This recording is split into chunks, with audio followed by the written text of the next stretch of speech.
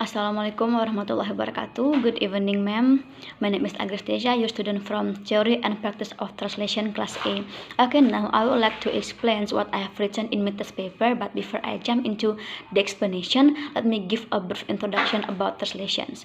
As we know that translation is a process of transferring text from source language into target language without changing the message, and then translations is needed because it is a way to gain information, and then the purpose of translations is that to understand the text, so that the result of a translation should be easier to be understood by target language. And then so far I have translated 3 texts. They are short story, memorandum of understanding, and self-description. And then I faced some difficulties when I was translating those 3 texts, so that in order to determine a meaning that I do not know, I use some methods, technique, procedure, and strategies when I was translating those 3 texts to solve the problem. And talking about ideology, overall, I use domestications. It aims to give a better understanding for target language, and then I also apply foreignizations because I maintain some words from source language. Okay, and then I also use 5 translation method. They are word for word, literal, faithful, free translation, and communicative translations. And then I also apply 6 translation technique. They are additions, borrowing, established equivalence, generalization, descriptive creations, and reductions. And then I use one translation procedure that is shift, and then I also use 3 translation strategies. They are structure shift, close structure change, and then intra-system shift. Okay, the first text is a short story. The title is Apakah Bendi Bugi Itu? Okay, it talks about the history of traditional vehicle in Minangkabau, in which the origin of bendi in Minangkabau actually is bugi. And then it also talks about differences between bendi and bugi, and how bugi is replaced by bendi.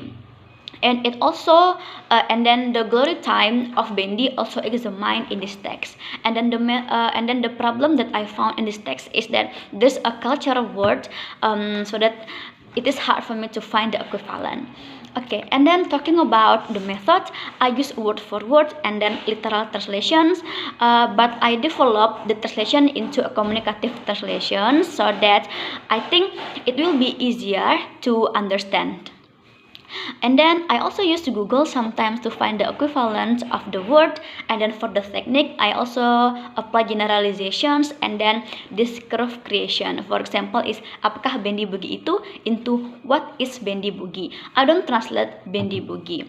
So that is why I apply descriptive creations, because descriptive creation often appear in the translating the title. So I think it is appropriate to use the technique. Okay, and then I also use addition. For example, yang terpenting bahwa penumpangnya juga bisa dimuat yang lebih banyak into the most important thing is that bendi can accommodate more passengers. I use the addition bendi. It aims to help in delivering the message to the readers in target language. Okay, and then the second text. It is a memorandum of understanding. It kinds of legal text. This is an agreement between 2 companies. They are Afikumar and Alpha Company. Alpha Company agreed to work and coordinate with Afikumar, and Afikumar is allowed to do research toward the impact of these activities.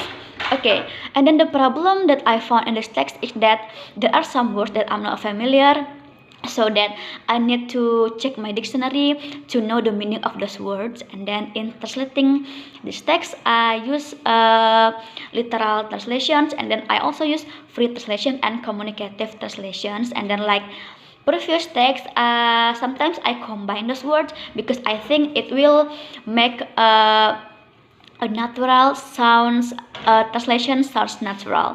Because if I just use a word for word, I think it sounds weird. And then in terms of translation technique, I use borrowing, naturalized borrowing, for example, coordination into coordinasi. And then I also use amplifications or addition. Okay, and then for strategies, I use structure shift. For example, the words its organization is translated into organisasinya. It occurs in possessive pronoun, while in a source language, the word its is in front, and then in target language, the word nya is behind. So although the structure changed, but it doesn't matter because the meaning is still the same. Okay, and then I also apply translation procedure shift, and for strategies, I use intra-system shift. For example, the word activities. Activities is translated into kegiatan, not kegiatan-kegiatan. Even though in source language the word activities is categorized as a plural noun. Okay, and then next, the last text, it is a self-descriptions. Okay, it talks about a girl who wants to apply a scholarship, so she needs to write an essay. And then in this text, she described about herself, like her education from elementary school until university. And then she also talks about her siblings and her family. And then the problems that I found in this text is that the sentences are not well formed, so it is hard for me to translate this text.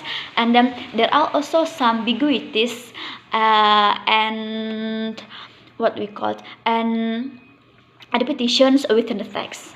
Okay, and then the method that I use in this text is that literal translations and communicative translations. Why I applied these methods, I think target language will be easier to understand the text.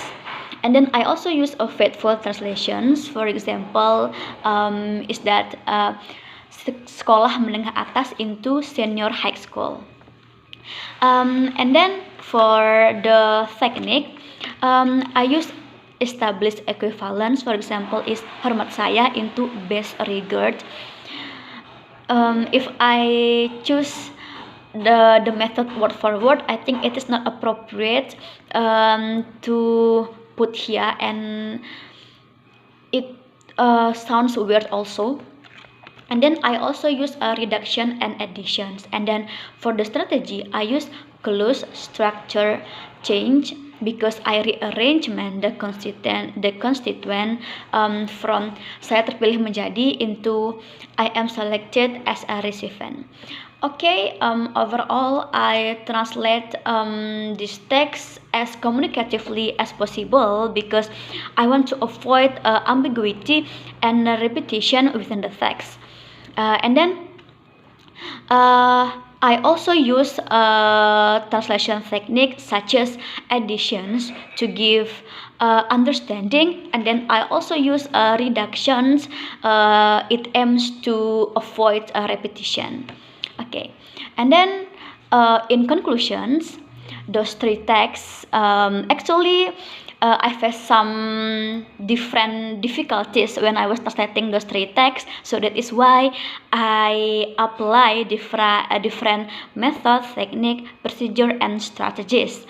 And then for me, the first text is easier to translate, because this is a text because it talks about something that I knew, and then the vocabulary is also familiar with me. And then the second text is hard for me to translate, because it is a kind of legal text, and this is a first time for me to translate legal text, so that there are some words that I'm not familiar with, and it is hard for me also to find the equivalent of that word. While the third text of self-descriptions is quite easy and hard for the same time. Easy because the vocabulary, I knew the vocabularies overall, and then hard because the sentences are not